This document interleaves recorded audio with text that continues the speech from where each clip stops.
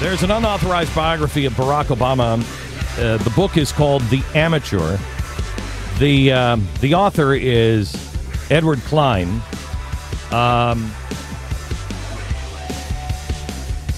There is a lot of information in this book, and we honestly we didn't jump on top of this book at the very beginning because we talked about it. There's a lot of people out there that will say a lot of things, and we've seen it happen before. We've seen it happen several times before.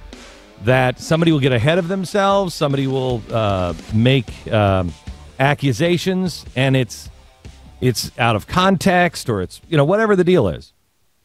And when we saw what was being said about Jeremiah Wright, Stu said earlier this week, or maybe it was last week, if that's true, Jeremiah Wright will confirm it. Yeah, right, because some of the stuff, it's tough to confirm that has been out there. But this is something that Jeremiah Wright can come out on the record and say, yeah, I did say those things. Right. He was recounting word-for-word conversations. So we were looking into it, and we were The Blaze was working with Edward Klein, and Sean Hannity has been working with Edward Klein on getting the audio.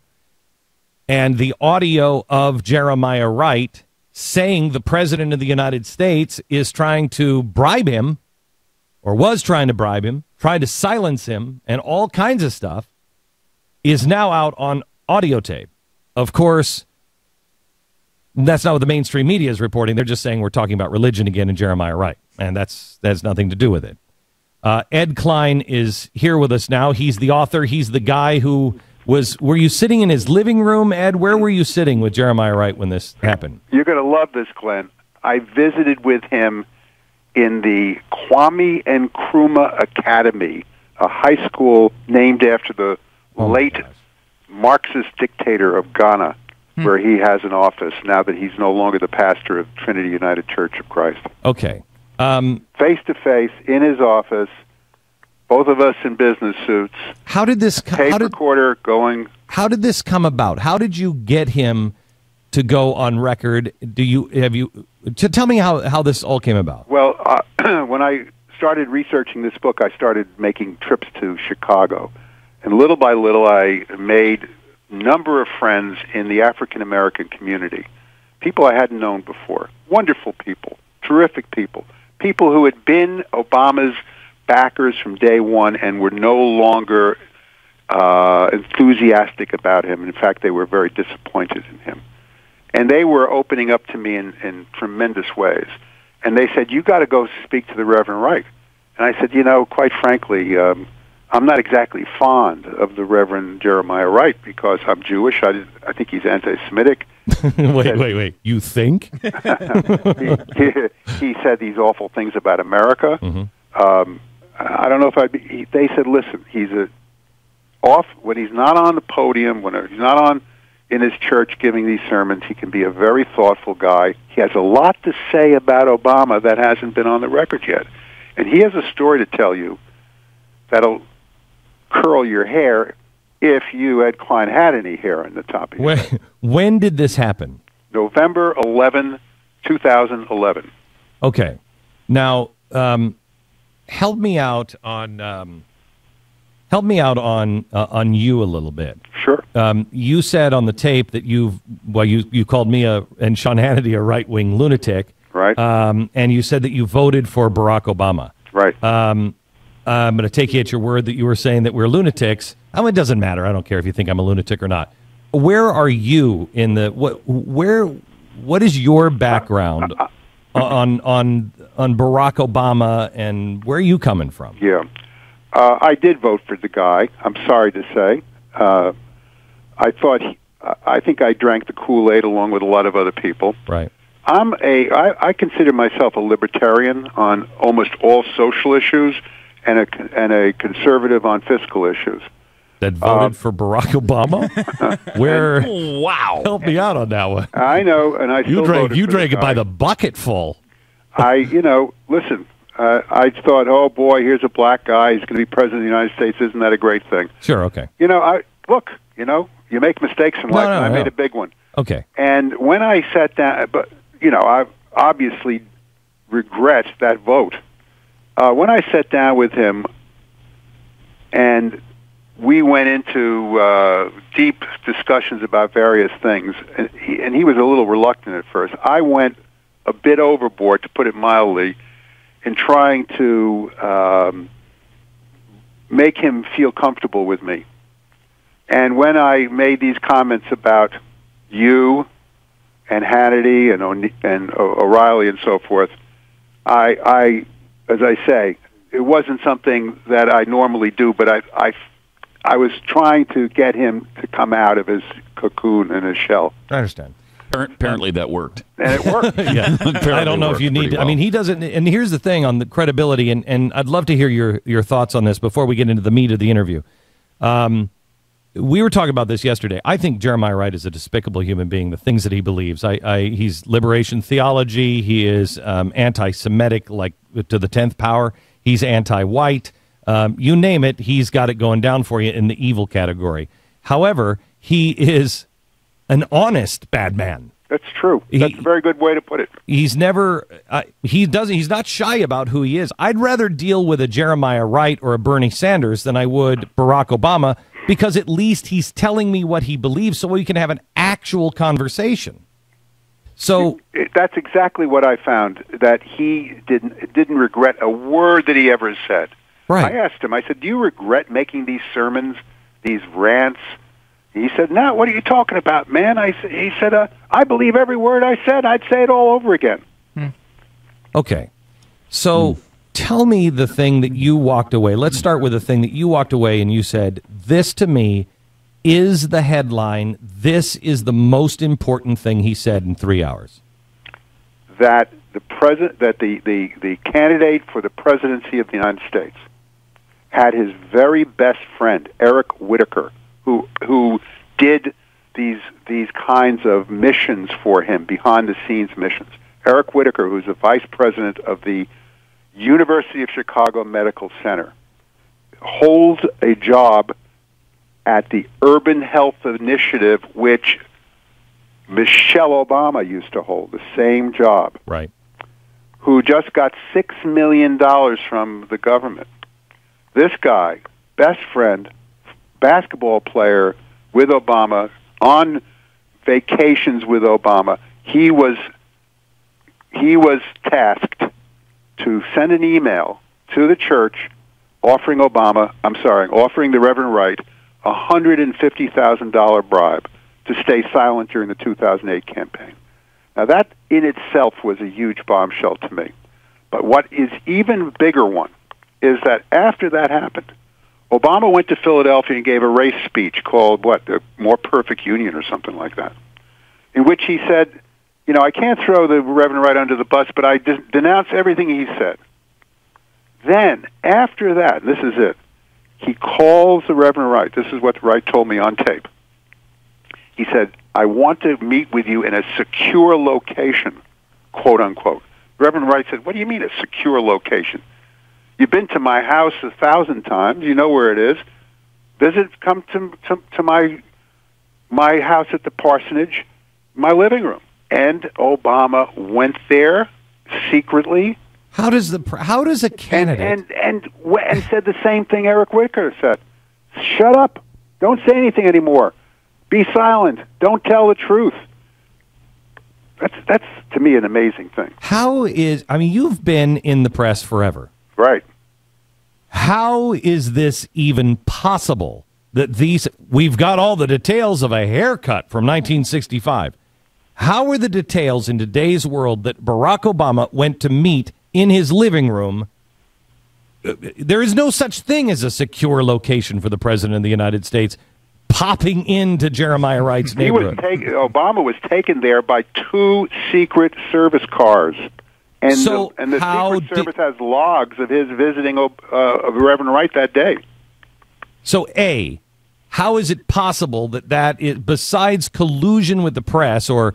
Well, let me tell you what happened. Yesterday, I got a phone call from the Washington Post, the first liberal mainstream organization to call me since this story broke. Nobody has called me except from conservative areas, the conservative talk show. Hold on just a second. You worked for the New York Times. Right. That's a long time ago when it was a straight paper. No. I'm just saying, you know it from the inside. I sure do. No one. This is unbelievable. That's amazing.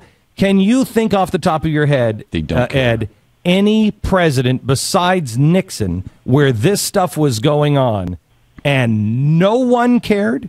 No, I cannot. And you know, it's not only shocking, it's disgusting. But let me tell you what this reporter said.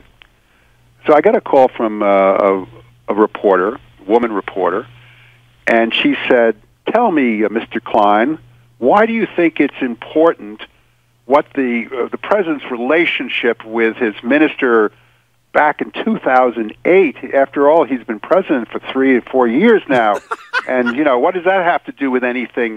What relevance does it have to do with today?" And I said, "Wait a second, you guys put a 5,000-word piece on the front page of the Washington Post Thank you.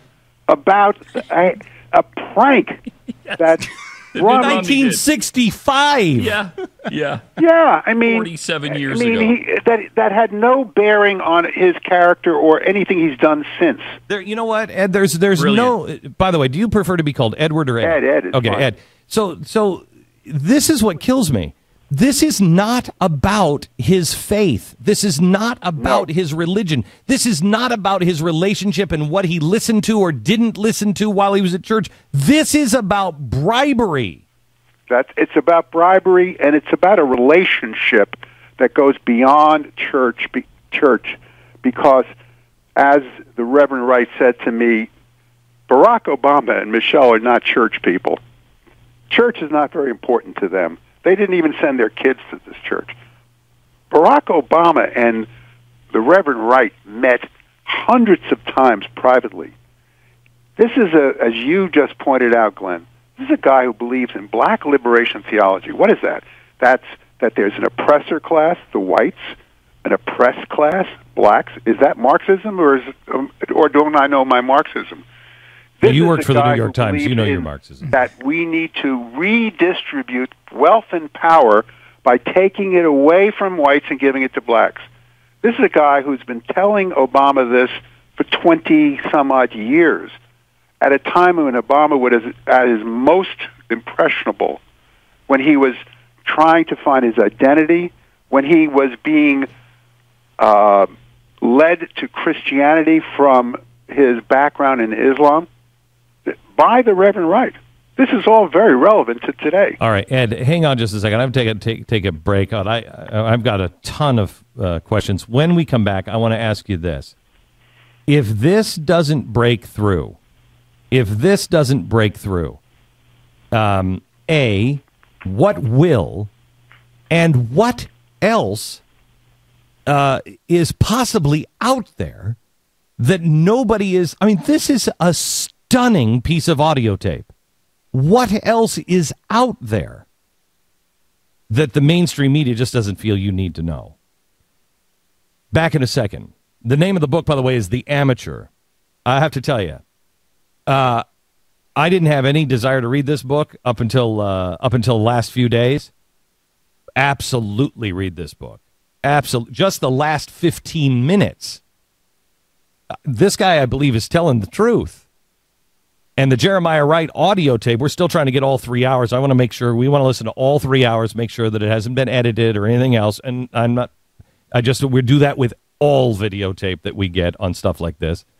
But this is important, and it's not about his theology. It is, but it isn't.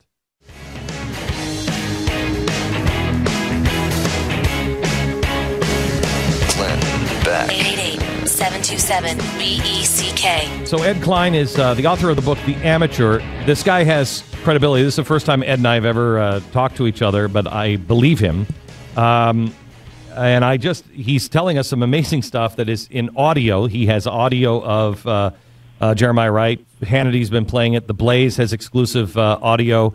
We've been talking about it for the last couple of days. Mainstream media is just reporting that we're reporting on something about Jeremiah Wright. It's incredible.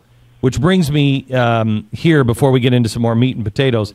If this doesn't break through, Ed, Yeah. what will? And with the LA Times holding back and saying that they have videotape of Barack Obama giving a toast to Rashid Khalidi, Right. and holding it back. What else is out there? Are there things that you discovered and you went, I can't print that because I can't get anybody to go on record? I'm not one of those people who doesn't print things if he has the sources. Yeah, I know, but there are a lot of things that I pretty sure I know because I've had several people say it, but I can't not nail it down enough to where I can make it bulletproof, so I don't say it. Well, the book begins with a story about how in the summer of 2011, Bill Clinton gathered his wife, his daughter, and a bunch of friends in his private office in Chappaqua in a red barn that he's converted to his office, and revealed to Hillary that he had done a secret poll showing that she could beat Barack Obama in the 2012 Democratic primaries if she challenged the sitting president. Hillary said, does anybody else know that you've done this poll? Meaning, if this gets out, that Bill has done this treachery, how is Obama going to react to this? She said, I'm a member of his cabinet. I lunch with him every Thursday. I can't be disloyal to him, Bill. And Bill says, loyalty? He said, there's no such word as loyalty in politics. It doesn't exist. Now, this story, based on two sources who were in the room during this meeting that I interviewed and who corroborated each other's story, the Clintons have come out typically saying Klein has no credibility. He's made this all up. This never happened. It's unbelievable. It not only happened, there's a poll, for crying out loud, that Bill Clinton did. Luckily, for Hillary, in any case, she said to Bill, I'm not going to do this. This is crazy. And he said, I can't wait. She said, you can wait until 2016 when I'll run for president then. And he said, I can't wait that long. I'm too old. And, of course, his health is not good either. But anything that you say about the left that they don't like, they don't have counterfacts. They just discredit you. They just say you're making it all up. Welcome to the party, Ed. Welcome to the party. Back in just a second. I want to get into Michelle Obama. I want to talk about Reverend Wright's motivation here. And this is the point, gang. Do we choose evil at this point? Are we even capable of seeing the difference between good and bad? And which do we choose? Glenn Beck. Mercury. We're with the author of the book, The Amateur, Barack Obama in the White House by Edward Klein. First time I've ever spoken to Ed Klein. And we were up until, it's very hard to say that you don't believe what he's writing about Jeremiah Wright when you have it on tape about Jeremiah Wright. In Jeremiah Wright's own words, unless he's an impressionist as well. Ed, I just want to look. I hope our producer said this to you before we went on the air, that I do have some tough questions for you. Please go right ahead. I'm used to them. Okay, I don't mean to. I don't want to ever set anybody up, but I am who I am, and it's only fair to say there are some things, and I want to be fair to you. I took the list from Think Progress, so this is Soros-funded accusations. Right. You know where it comes from? It comes from the Chicago campaign. Their Truth Squad has put out a hit list against me about all my alleged evils and sins down through my lifetime. You're talking to Glenn Beck. Right. You know, really. Okay. I got it. So you got it. All right. So, one, your last book was self-published. It suggests that Obama was born in foreign soil and is a practicing Muslim. My last book was indeed self-published. It was called The Obama Identity, and it was written with a collaborator whose name is John LeBoutelier. And John is a former Republican congressman, and a well-known conservative who's on Fox every Sunday, and it was a satire. Satire. The left doesn't understand satire. No, they do. But only when Jon Stewart does it. That's right. Second, the key word here, I think, you promoted a shameful conspiracy theory that Bill Clinton raped Hillary. I did a book called The Truth About Hillary. Big book, very negative on Hillary Clinton, in which I had sources telling me that Bill Clinton got drunk one night when he was on vacation and joked to a bunch of guys, "I'm going back to my cottage to rape my wife." Well, the next day, a couple of those guys visited Clinton in his cottage, and the place was a wreck. Pillows all over the place, furniture turned over, and it looked like there had been some big fight that night. About 9 months later, the same guy gets a call from Bill Clinton, my source. He's on Wall Street. I can't imitate Bill Clinton, so I'm not going to try. I just picked up the paper, Clinton said. This is Bill Clinton. And Hillary has announced, this is how Clinton found out about it, that she was pregnant. He didn't even know that it was 3 or 4 months later. He didn't even know that his own wife was pregnant until he read it in the newspaper. Now, people are saying that I said that he raped her. I'm just telling you what happened. I don't know whether he raped her or not. I don't give a damn whether he raped her. That's not the word you were going to choose. No. You repeatedly question Hillary Clinton's sexual orientation. Well, how shall I answer that? I think the best way to answer it is, all I know is that Hillary, during her career, has surrounded herself with known lesbian extreme feminists. These are women who are out as lesbians. They're not hiding as lesbians. They're well known. There are lots of them. There are at least a half a dozen or more. And these are her close friends, her ideological soulmates, I think, but is the important part. That doesn't necessarily mean that you're having sex with them. Does not mean that at all, and I did not say she was. All right. You have a history of publishing demonstrably false allegations about Obama as fact. Oh? It says in 2010 entry in the Huffington Post, Klein detailed President Obama's humiliation of Israeli Prime Minister Benjamin Netanyahu, claiming the sources told him Obama leaving during a meeting with Netanyahu to have dinner with Michelle and her 2 daughters. One phone call would have revealed that to be impossible, since Michelle, Sasha, and Malia, or whatever her name is, Malia were all in New York City at the time.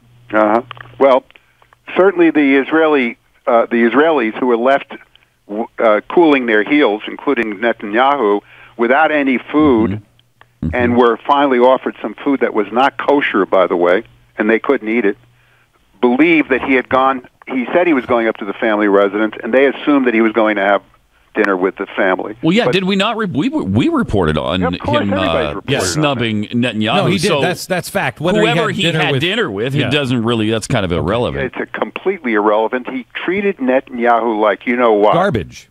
Garbage. Thank you. Okay. And we'll help you on the and in fact, I was shocked that the Huffington Post, of all places, ran a 5-part series that I wrote about Obama and American Jews, which proved beyond a shadow of doubt, since every single source was on the record, every one of them, including Ed Koch and you name it, saying that this is the worst president as far as Israel is concerned in the history of America. Absolutely.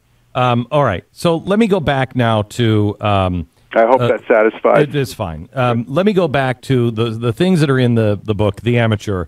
What is Reverend Wright's motivation for doing these things and saying these things now at this time? I think he has 2 motivations. One, I think he's very hurt and wants to, quote, set the record straight in that he really isn't the bad guy that he's been portrayed. He is misunderstood. Has he listened to himself? He's, those snippets that were run, the videotapes of him ranting and raving against whites, Jews, America, and so forth, they didn't really represent the core of his sermon. So that was one thing. But the other thing, I think more important, is in his own subtle way, believe it or not, Reverend Wright can be subtle, he was dismembering and dismantling Barack Obama as the paragon of truth and hope and justice and sweetness and light and so forth, showing him to be, in Reverend Wright's own words, just another politician who will do anything to get reelected. But you have on this videotape that we've heard, the clip that people have really listened to is when he says, he was selected, not elected. But that's actually, he's talking at that point, if you listen to it in context, he's quoting Louis Farrakhan. That's right. And he's saying that there was this meeting with Louis Farrakhan and this symposium on Barack Obama and his policies. And Louis Farrakhan is saying there, our brother needs help. You've got it right, Glenn. I mean, I hardly have to add anything to that. This is a guy, Reverend Wright, is very, very tight with Louis Farrakhan. And as you pointed out earlier in the program today, Farrakhan was honored in this church. So what I'm saying is, they're talking in this part. That quote comes from him saying, we were at a symposium, and Farrakhan said, our brother needs help. Is there any motivation in Jeremiah Wright or any of this stuff in the thinking that somehow or another it can help? Or, in the words of Van Jones, it will force Barack Obama to be who he really is and no, do I don't what he... think so. I think he was really trying to get back at Obama in this tape, quite frankly. I think, he said, I really believed he was a special person, not like everybody else. But then he turned into this politician that, was no different than the other politicians. He really has no... I'll tell you another story he told me that's on the tapes, which hasn't been played, I don't believe. Despite everything I just said, he's still hurt, and he still, I think, secretly would love to insinuate himself back into Obama's good graces if he could, even while he's saying all these awful things about Obama. He told me that he sent Obama a note congratulating him on winning the presidency and achieving his life's ambitions, and that he realized that note would never get to Obama because he, the Reverend Wright, was a pariah. So he gave the note to a guy named James Montgomery, who's a very well-known African-American attorney in Chicago, very famous, wealthy guy and big Obama supporter, to give to Obama. And he said he doesn't know if that note ever got to Obama, but he's never heard back. Obama has never, ever been in touch with the Reverend Wright. That hurts him, too. And he's stinging about that. Ed, I want to talk to you about the box. I want to talk to you about Michelle Obama. I have to go into another break. Is it possible? Can we get you to stay over past the top of the hour? I wish I could, but I've got something that starts at 11 o'clock, my time, which is in 15 or 16 minutes. Okay. But I would love to come back. Okay, so we'll have you back, and maybe we'll bring you down to... Have you ever been to Texas? I haven't in a long time. Love to go down and meet with you. So I'm a big... you said again and again we've never met. That's true. But we have met on the television set. I'm a big fan of yours. Well, thank you very much, sir. Okay, so Ed, hang on. I got a couple more questions for you. Then we're going to then we'll reschedule and have you back again. Ed Klein. The name of the book is The Amateur. Back with Edward Klein, the author of the book The Amateur. Ed, the box that Jeremiah Wright talks about, that he says I have a box of evidence. Cardboard box. He says he was bribed by the president, $150,000 to keep quiet. I've offered $150,000 as an starting offer to let us go through the box. Did you see the box? I did not. I didn't see the box, and I didn't see the email. I asked for it. In fact, I'll tell you, it went beyond that. I asked for it I asked to see it during the interview, and then after the interview, I called his secretary, Ivy, I can't remember her last name, Ivy somebody or other, and said, he promised to show me the email. Would you please send me the email from Eric Whitaker? Never heard back. Then I had promised to send him the entire transcript for his approval, because that was part of the deal, that he'd have approval on his quotes. I called Ivy, his secretary. I called his daughter, Jerry, Jeri, who handles his relations with the press. Never heard back. I sent emails, never heard back. Did he approve the quotes? No, never, because I never could get in touch with him. After I spoke with him, those 3 hours, I made numerous efforts to get back in touch with him, and he never responded. Okay, so devil's advocate. Let me end this portion of the interview, and we'll have you back. Let me end this part of the interview with where I began. I said, at least Jeremiah Wright is clear on who he is and what he believes, and he's never backtracked on any of that stuff. And he still doesn't. But let me ask you, why should I believe Jeremiah Wright when you have said that he has he's hurt, and he has a real motivation to disrupt an Obama presidency? I'll tell you why. Before I sat down with him, I discussed him with people who know him very, very well. I mean, personally know him, have had dinner with him, have private conversations with him, have dealt with him. And they told me that, years ago, after all this happened, he related some of these very things that are on the tape to them then. In other words, his story has been consistent and accurate all since 2008, since the presidential campaign. He hasn't changed his story. I'm a good reporter. I've been doing this for over 50 years. I can tell when people are lying. I asked him every question you could imagine. Glenn, I dearly respect you, but I believe I asked any question that you would have asked, and on tape. And I didn't in any way see in his eyes and in his posture and anything that would indicate that he was telling anything but the truth. The name of the book is The Amateur, the unauthorized biography of Barack Obama. The author is Ed Klein. Good to talk to you, Ed. It's great, Glenn. I hope to do it again. You got it. Back in just a second with more breaking news you won't believe. Coming up. Mercury.